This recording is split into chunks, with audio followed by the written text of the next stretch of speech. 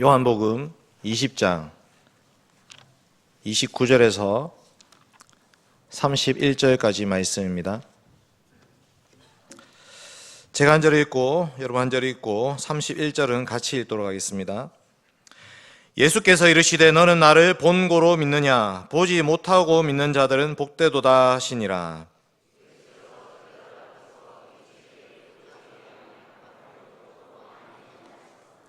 같이 읽겠습니다. 오직 이것을 기록함은 너희로 예수께서 하나님의 아들 그리스도이심을 믿게 하려 함이요 또 너희로 믿고 그 이름을 힘입어 생명을 얻게 하려 함이니라. 아멘. 네, 사랑하는 성도 여러분, 우리 모두 새해 첫날에 결심을 했을 것입니다. 안 하신 분도 있을 수 있는데, 지난 연말에 성경 일독하고 상품권 받아가신 60명 성도님들을 보시면서 나도 2025년에는 꼭 성경 일독해야지 라고 생각하셨을 겁니다. 자, 오늘 12일째입니다. 어떻게 잘 지켜지고 있습니까? 대답이 좀 시원찮네요. 올해도 힘드실 것 같은데. 그런데 저는 오늘 우리가 왜 성경을 읽어야 되느냐에 대해서 한번 살펴보려고 합니다. 성경을 열심히 읽어야 된다라는 것이 예를 들면 목사님들이 설교 시간에 저는 성경 250독 했습니다 이런 거를 자랑하려고 과연 성경을 읽는 것인가? 여러분, 성경은 생명의 양식, 그리고 기도는 영혼의 호흡이라는 말이 있습니다. 즉 성경을 안 읽으면 어떻게 된다는 말입니까? 성경을 읽지 않으면 영혼이 굶어 죽는다는 말입니다. 반대로 성경을 읽으면 어떻게 된단 말입니까? 영적으로 건강해지고 튼튼해지고 영양분이 골고루 공급되고 정상적으로 잘 자랄 수 있다고 말씀하는 것입니다. 만약 우리 중에 성경 10독, 20독, 100독 하신 분이 계신다면 어떻습니까? 여러분, 이 말씀을 읽는 만큼 여러분의 영혼은 영적으로 건강하고 튼튼하고 영양분이 골고루 잘 공급되고 있고 정상적으로 잘 자라고 계십니까? 저는 오늘 이 성경 읽기와 관련해서 두 가지 문제를 지적하려고 합니다. 첫째는 율법주의의 문제고 두 번째는 복음주의의 문제입니다. 율법주의는 무엇이냐면 성경을 열심히 읽기는 읽었는데 그 성경을 읽어서 예수님을 믿는 믿음이 자라는 것이 아니고 오히려 우리의 의와 우리의 공로를 내세우게 되는 것을 말합니다. 반대로 복음주의는 무엇이냐면 성경을 열심히 읽어서 예수 그리스도의 복음과 은혜를 깨닫게 되긴 했지만 그 복음 안에만 머무르려고 하지 말씀에 순종하고 살아가는 그 삶이 없는 것을 뜻하는 것입니다. 이 두 가지 오류에 대해서 경계하면서 오늘 저는 성경의 기록 목적에 대한 하나님 말씀을 전하도록 하겠습니다. 대지는 두 가지입니다. 첫째로 성경의 기록 목적은 믿음과 생명을 위함입니다. 예수 그리스도를 믿고 생명을 얻게 하기 위해서. 두 번째로 성경의 기록 목적은 순종과 헌신을 위함입니다. 이 두 가지 기록 목적으로 하나님 말씀 전하겠습니다. 오늘 말씀 다시 한번 읽어보겠습니다. 20장 29절만 같이 읽겠습니다. 20장 29절 시작. 예수께서 이르시되 너는 나를 본고로 믿느냐 보지 못하고 믿는 자들은 복되도다 하시니라. 아멘. 30절 31절까지 읽었는데 오늘 저는 본문을 아주 좀 특이하게 선택했습니다. 보통은 30절과 31절을 읽는데 저는 29절부터 읽었습니다. 왜냐하면 30절과 31절에 나오는 이 성경의 기록 목적에 대한 말씀이 29절과 연결되는 말씀이기 때문입니다. 29절은 도마 이야기입니다. 우리가 잘 알고 있는 그 토마스, 도마에 대한 이야기입니다. 여러분, 우리는 어릴 때부터 도마 이야기를 참 많이 들었습니다. 도마에 대해서 별명도 붙였습니다. 도마는 어떤 사람입니까? 의심 많은 도마, 이렇게 우리는 알고 있습니다. 여러분, 그런데 예수님이 왜 이 의심 많은 도마를 제자로 삼으셨습니까? 진짜로 도마는 의심이 많은 사람이었습니까? 왜 예수님이 의심 많은 도마를 제자로 삼았는가? 예수님도 이 의심 많은 사람을 제자로 삼았으니까 우리도 의심 많은 사람이라 하더라도 선입견을 가지지 말아야겠구나, 있다라는 것을 가르쳐 주려고 이 도마를 제자로 세우신 것일까요? 아니면 의심 많은 제자도 예수님의 제자로 부름받았으니 내가 의심이 많은데 나도 주님의 제자로 살아갈 수 있겠다라는 것을 가르쳐 주려고 이 의심 많은 도마를 부르신 것일까요? 그렇지 않습니다. 여러분, 도마는 의심 많은 제자가 아닙니다. 도마는 그냥 제자입니다. 도마는 예수 그리스도께서 사도로 택하여 부르신 예수 그리스도의 제자였습니다. 사도, 아포스톨로스라는 말인데 보냄받은 자라는 뜻입니다. 예수님은 12제자를 사도로 파송하십니다. 보내십니다. 예수 그리스도의 부활의 증인으로 보내십니다. 여러분, 증인이 만약에 있는데 그 증인들이 증언이 서로 화합하지 못한다면 이 사람 저 사람의 증언이 하나 되지 아니하고 만약에 12명 중에 한 명이라도 거짓 증언을 한다면 그 나머지 11명의 증언이 참인지 어떻게 알 수 있겠습니까? 예수님의 제자들 12명은 사도들은 다 같이 예수 그리스도의 부활을 증언해야 되는 사람들인데 도마는 마침 그 자리에 없었던 것입니다. 20장 24절 한번 볼까요? 요한복음 20장 24절 한번 보겠습니다. 같이 읽겠습니다. 24절 시작. 12제자 중에 하나로서 디두모라 불리는 도마는 예수께서 오셨을 때에 함께 있지 아니한지라. 네, 여러분, 이날은 안식 후 첫날, 그러니까 주님이 부활하신 날, 지금 우리로 치면은 주일입니다. 이 주일 예배 시간에 주님이 직접 오셔서 부활의 몸을 보여주시고 만져보게 해주셨는데 도마가 그 자리에 없었던 것입니다. 주일 예배에 빠진 거죠. 그래서 예수님이 그 다음 주일에 다시 찾아오셨습니다. 26절입니다. 같이 읽겠습니다. 26절 시작.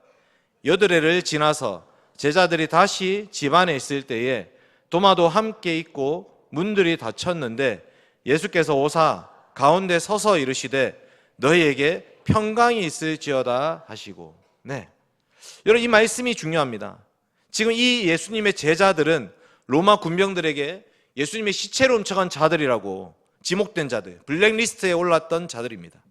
그래서 문을 닫고 몰래 조용히 조심해서 예배를 드리고 있습니다. 그런데 예수님이 벽을 뚫고 들어오신 것입니다. 그리고 주님이 말씀하십니다. 27절 제가 읽겠습니다. 도마에게 이르시되 네 손가락을 이리 내밀어 내 손을 보고 내 손을 내밀어 내 옆구리에 넣어보라. 그리하여 믿음 없는 자가 되지 말고 믿는 자가 되라. 아멘. 도마는 예수 그리스도를 만났습니다. 부활하신 예수님을 보았습니다. 심지어 만져보기까지 한 것입니다. 손을 내밀어서 옆구리에 넣어보았습니다. 창자국이 있었습니다. 손에 못자국이 있었습니다. 이제 도마는 증인으로서 확실히 증언할 수 있게 된 것입니다. 요한 1서에서 사도 요한이 이렇게 말합니다. 태초부터 있는 생명의 말씀에 관하여는 우리가 들은 바요, 눈으로 본 바요, 자세히 보고 우리의 손으로 만진 바다. 이것은 사도 요한만의 증언이 아니라 예수님의 제자였던 모든 사도들의 증언입니다. 베드로, 안드레, 야고보, 요한, 빌립, 바돌로메, 도마, 마테, 알페 아들 야고보, 시몬, 다데오, 이 11명의 제자들, 그리고 마띠아까지 자기 목숨을 걸고서라도 확실히 예수 그리스도의 부활을 증언할 수 있는 증인이 된 것입니다. 그러니 도마가 이제 예수님에 대한 자기의 신앙을 고백합니다. 나의 주님이시요 나의 하나님이십니다. 예수님을 살아계신 하나님으로 믿고 그분이 바로 우리의 주인이십니다라고 믿고 고백하게 된 것입니다. 정말 이것이 놀라운 신앙 고백입니다. 그런데 예수님은 거기 한 술 더 떠서 우리에게 하시는 말씀이 있습니다.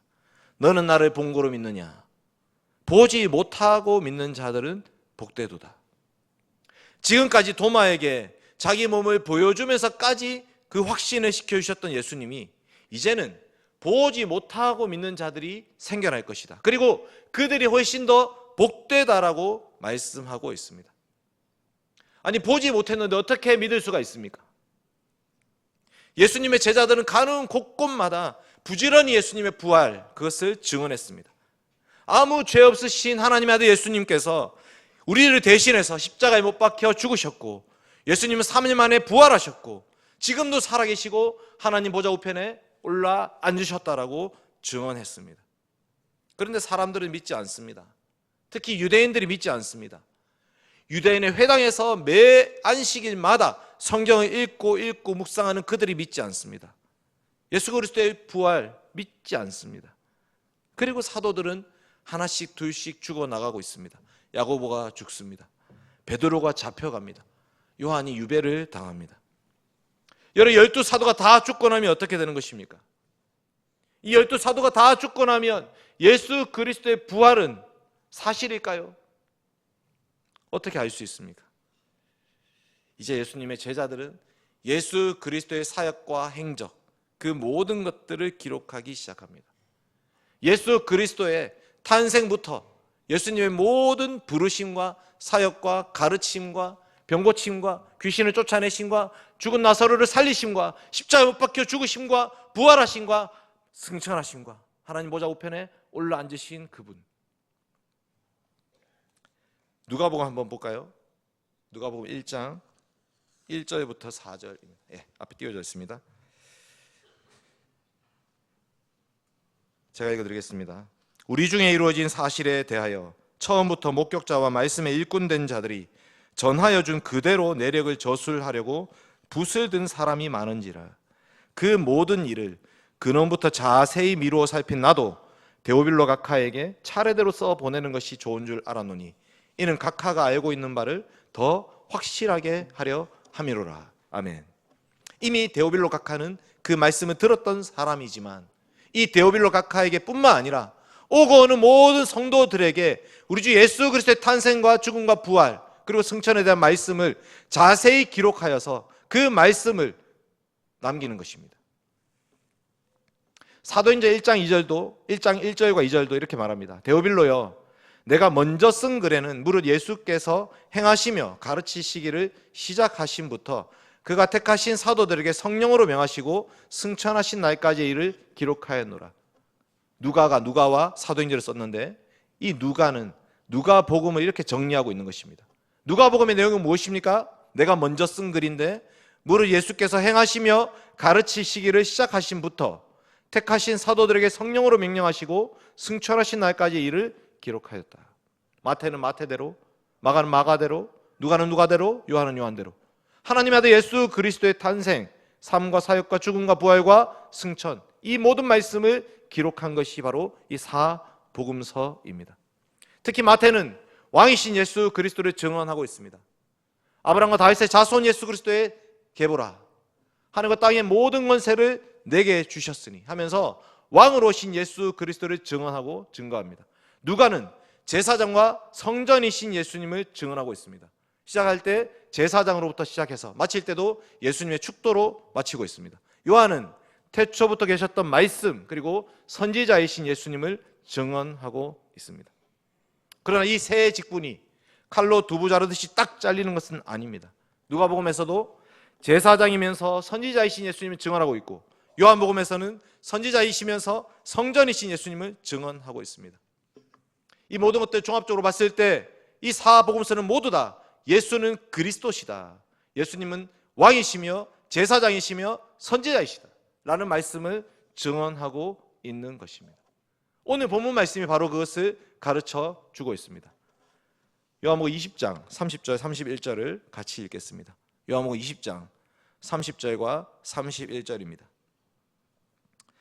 예수께서 제자들 앞에서 이 책에 기록되지 아니한 다른 표적도 많이 행하셨으나 오직 이것을 기록함은 너희로 예수께서 하나님의 아들 그리스도이심을 믿게 하려 하며 또 너희로 믿고 그 이름을 힘입어 생명을 얻게 하려 함이니라. 아멘. 여러분, 이것은 요한복음의 기록 목적이면서 동시에 성경의 기록 목적입니다. 성령 하나님께서는 왜 이 성경 말씀을 기록하셨는가?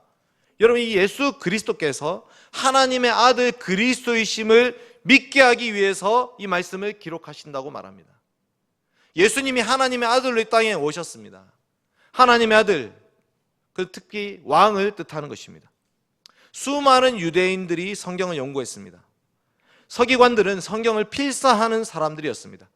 성경을 읽고 또 읽고 또 읽고 토시 하나 틀리면 안 되기 때문에 목욕하고 집중해서 성경을 쓰고, 제사장들은 성경대로 성전에서 이루는 모든 제사를 집례해야 됐습니다. 그러니까 제사장들은 성경을 모르면 제사를 집례할 수가 없습니다. 성경의 방식대로 제사를 집례해야 되기 때문에. 그리고 레위인들은 안식일마다 회당에서 율법을 가르쳐야 됩니다. 바리새인들은 그 율법을 지키면서 살기 위해서 자기 목숨을 걸었던 사람들입니다. 유대인들, 제사장들, 레위인들, 바리새인들, 이들은 모두 다 성경을 하나님 말씀을 온전히 믿고 살았던 사람들입니다. 거기에 자기 인생을 걸었던 사람들입니다. 그런데 요한복음 5장 39절에서 뭐라고 말씀하십니까? 한번 띄워주십시오. 요한복음 5장 39절 40절까지 같이 읽겠습니다. 시작.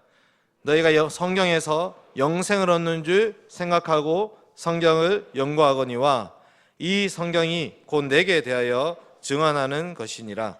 그러나 너희가 영생을 얻기 위하여 내게 오기를 원하지 아니하는도다. 여러분, 이거 너무 놀라운 말씀입니다.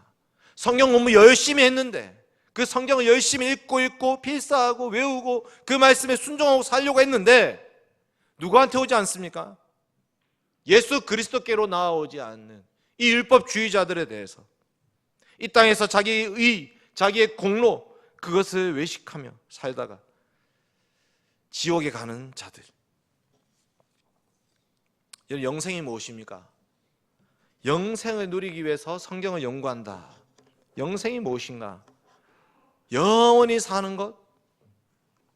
문자적으로는 그런 의미죠. 영원히 사는 것. 그런데 여러분, 지옥에서도 영원히 삽니다. 영생은 무엇이냐면 그 영원하신 분이 누구이신가? 그리고 생명이 누구에게 있는 것인가? 그 이터널 라이프라는 영원과 생명은 오직 하나님께만 속한 것입니다. 이 영원하신 생명, 이 영혼과 생명이신 하나님께 접붙여져서 하나님으로부터 오는 생명을 공급받는 사람이 영생을 누리는 것입니다. 죽고 나서 누리는 것이 아닙니다. 이 땅에서 우리 주 예수 그리스도를 통하여 영생이신 하나님과 연결되어서 그 하나님이 주신 생명을 받아 누리는 사람들, 그들이 바로 영생을 누리고 있는 사람들입니다. 반대로 하나님과 단절이 되어서 하나님과 상관이 없이 살아가는 사람들은 아무리 오래 산다 하더라도 그들은 죽은 자들입니다. 여러분, 물 밖에 끄집어낸 그 물고기가 아무리 파닥파닥 뛰어도 그 물고기는 죽은 물고기입니다. 꺾어진 꽃은 아무리 예뻐도 죽은 꽃입니다. 그러나 우리의 인생이 상한 갈대와도 같고 꺼져가는 등불과 같다 할지라도 참 생명의 근원이신 하나님께 접붙여져 있다면, 하나님이 주시는 그 기름을 공급받고 살고 있다면 우리는 영생을 누리는 인생이 되는 것입니다. 요한복음 17장 3절이 이 영생을 정확하게 정의해 줍니다. 영생은 곧 유일하신 참 하나님과 그가 보내신 자 예수 그리스도를 아는 것입니다. 하나님의 아들 예수 그리스도를 통하지 않고는 하나님이 주시는 생명 공급받을 수 없습니다. 여러분, 우리가 성경을 읽고 묵상하는 이유와 목적은 무엇인가? 하나님의 아들 예수 그리스도를 바르게 믿고 의지하고 그 분으로부터 오는 참 생명을 얻어서 누리기 위하는 것입니다.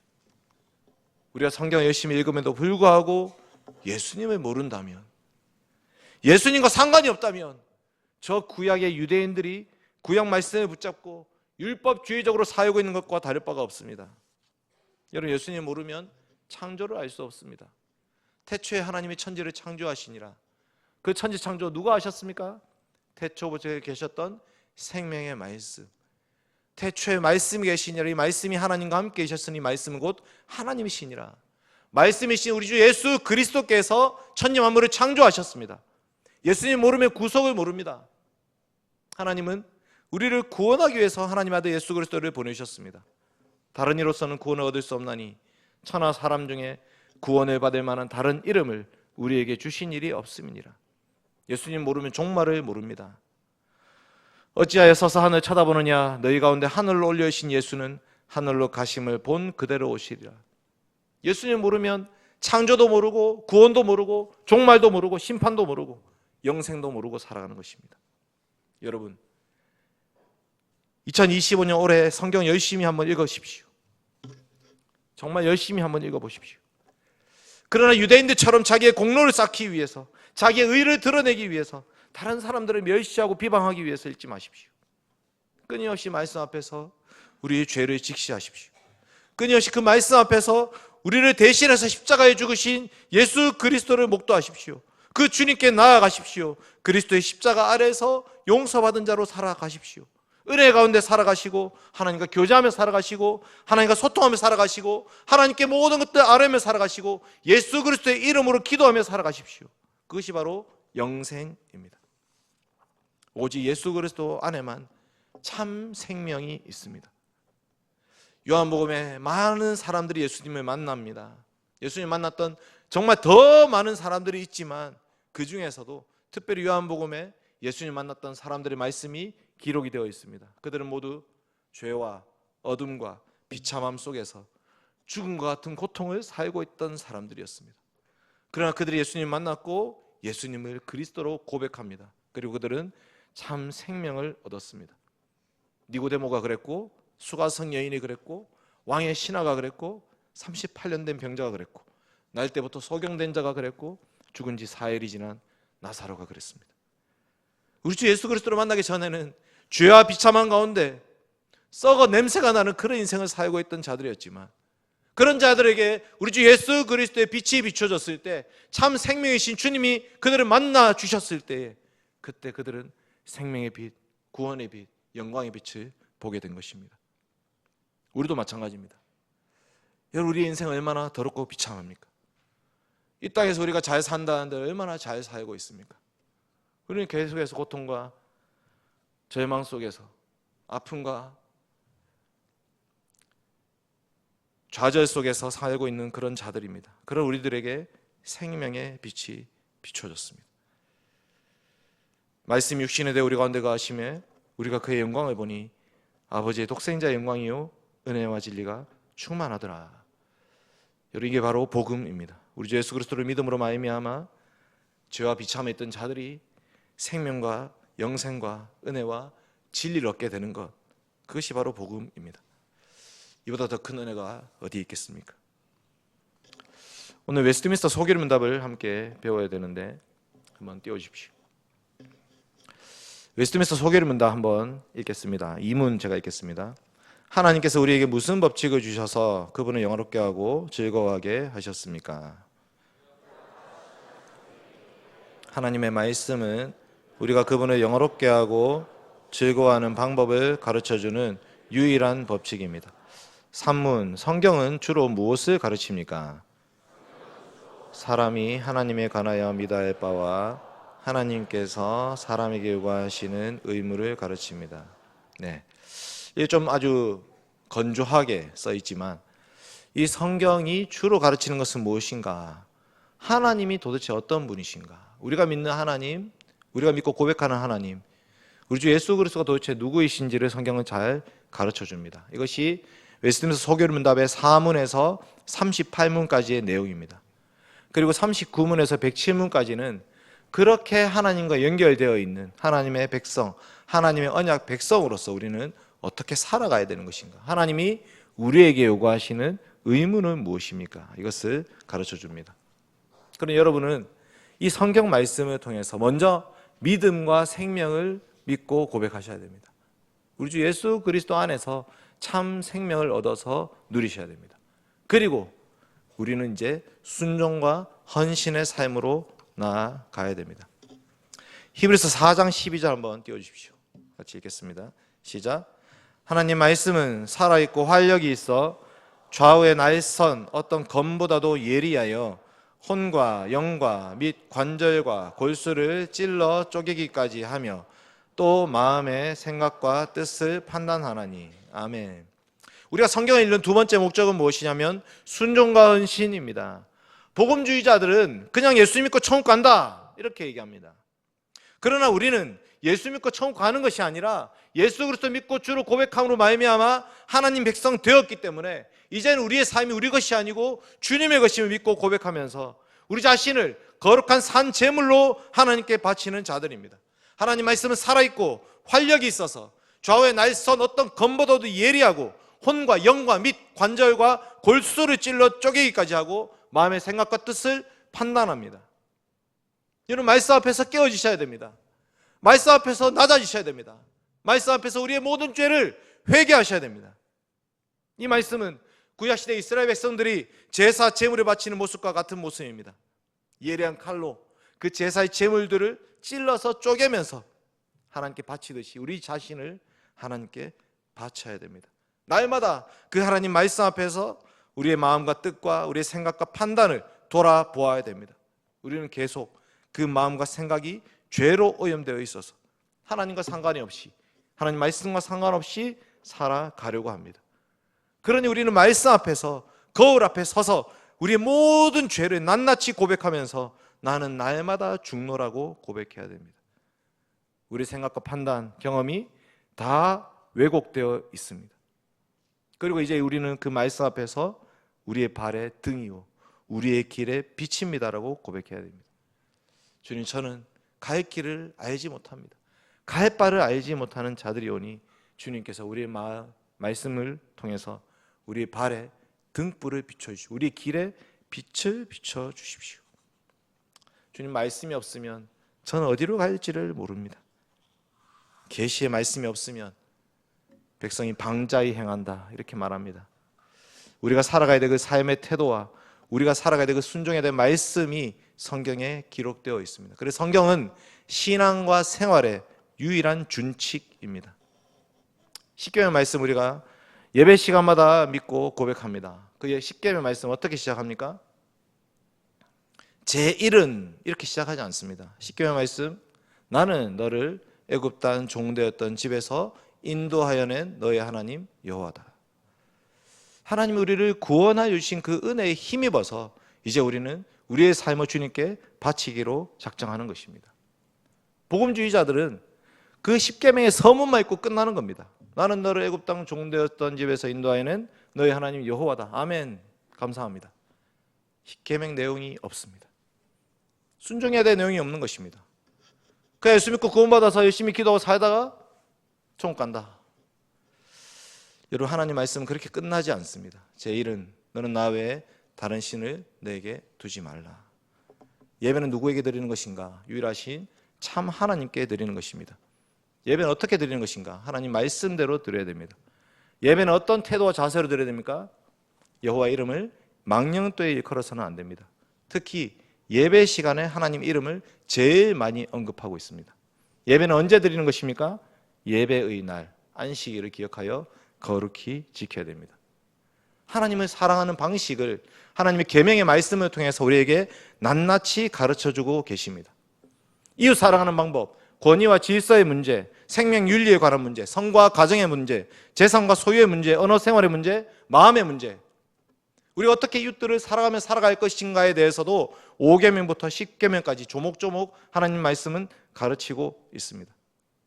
우리가 하나님을 사랑하고 이웃을 사랑하며 살아가는 그 모든 내용들에 대해서 10계명이 요약해서 가르쳐 줍니다.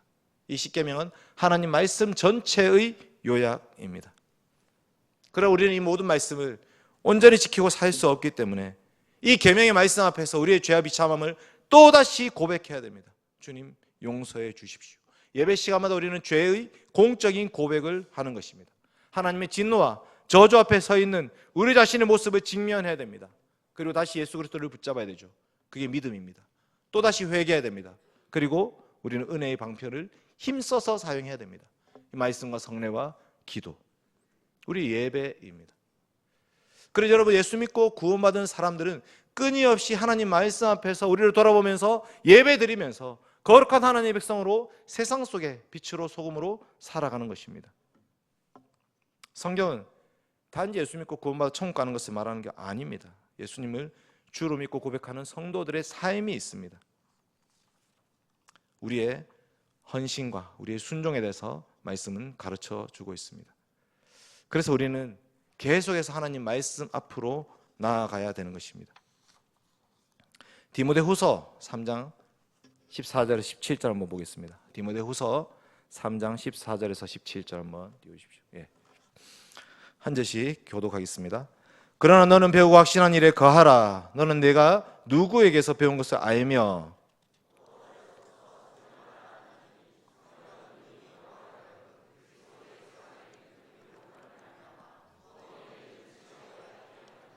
모든 성경은 하나님의 감동으로 된 것으로 교훈과 책망과 바르게 함과 의로 교육하기에 유익하니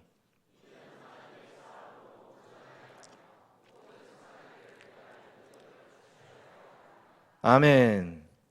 여러분, 이 구원에 이르는 지혜가 뭐냐면 예수님 믿고 구원받는 것, 우리의 생명이신 예수 그리스도를 주로 고백하는 것입니다. 그런데 구원에 이르는 지혜뿐만 아니라 성경은 교훈, 책망, 바르게 함, 의로 교육하기에 유익합니다.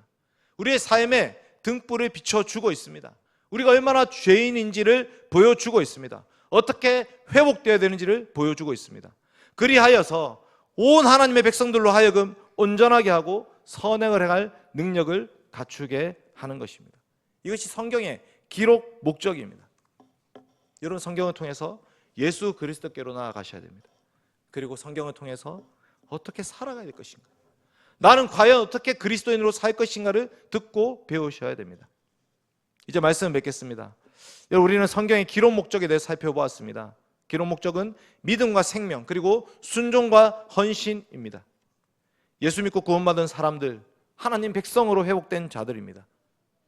천지 창조를 하시고 아담을 만드신 하나님께서 그 아담의 죄악 때문에 온 세상이 타락에 빠져 있는 것을 두고 볼 수 없어서 아들 예수님 보내시고 우리를 구원하셨습니다. 이제 우리는 하나님의 나라와 영광을 향해서 나아가야 될 자들입니다.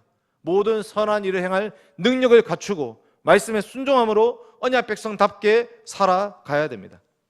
이제 우리는 율법주의의 굴레를 벗어나야 됩니다. 성경 열심히 읽고도 예수님 믿고 참 생명을 누릴 수 없다면 우리는 영적인 바벨탑을 쌓고 있는 것입니다. 예수님 다시 오시는 그날의 영원한 심판을 받을 것입니다. 그리고 우리는 복음주의의 오류에서도 벗어나야 됩니다. 예수 믿고 구원받는 것으로 끝나서 안 됩니다. 구원받은 백성들의 본분은 계명을 지키라는 말씀입니다. 서로 사랑하라고 말씀하십니다. 하나님을 사랑하고 내 이웃을 내 몸과 같이 사랑하라. 우리는 이 성경에 대한 신앙 고백으로 삼위 하나님을 바르게 믿을 뿐만 아니라 하나님 백성답게 온전히 순종하며 나아가셔야 됩니다. 거기에 참 생명이 있습니다. 우리가 함께 이 영생을 누리면서 하나님 말씀 통해서 영생을 누리면서 주의 몸된 교회를 신실하게 세워가는 우리 모든 대흥교회 성도님 되시길 바랍니다.